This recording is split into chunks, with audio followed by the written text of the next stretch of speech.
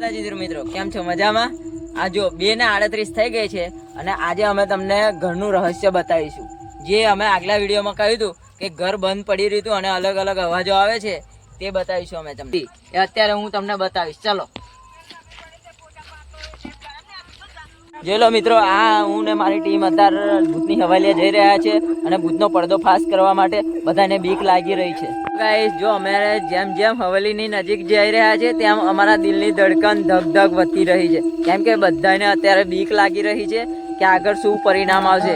તે છતાંય અમે જેમ આગળ જઈએ છીએ તેમ અમને ડરાવનો અવાજ અહીંથી જ સંભળાય છે.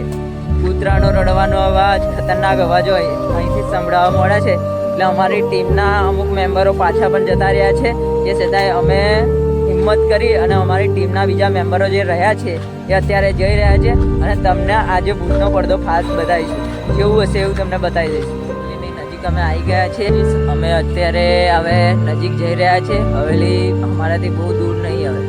હવે અમે હવેલીની નજીક પહોંચી ગયા છે અને અમારા 2 મેમ્બર પાછા પણ જતા રહ્યા છે ડરના કારણે. તે છતાંય અમે અત્યારે હિંમત કરીને આગળ વધી રહ્યા છે. હવે હવેલી અમારે અહીંથી દેખાય છે અને કંઈક અવાજ પણ આવતો હોય એવું લાગે છે.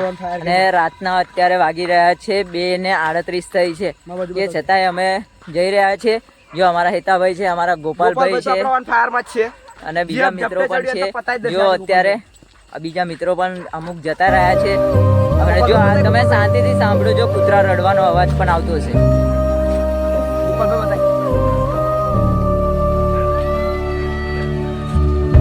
હવેલી છે નજીક, અંદર જવાની અમને બીક લાગે છે કેમ કે દરવાજો અહીં બહારથી જ ખકડે છે અને જો કૂતરાઓ પણ કેટલા બધા ફસે છે.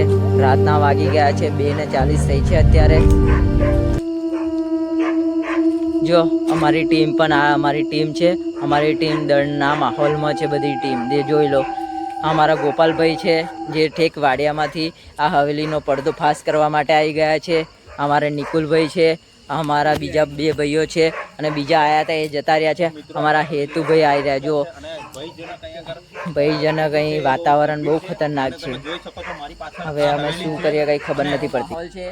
તમને બતાવીએ કે અંદર હવેલીની અંદર શું થાય છે, કારણ કે બહારથી જ અમને બંને ગોપાલભાઈ અને મને બંનેને ડર લાગી રહ્યા છે. અમારી ટીમના મેમ્બરો બધા બહાર ઊભા રહ્યા છે કારણ કે બધા ડરી ગયા છે. અત્યારે બધા ડરના માહોલમાં છે. શું કરે કંઈ ખબર નથી પડતી. તે છતાંય અમે આ હવેલીનો આજે પડદો ફાસ કરીને જઈશું. ચલો.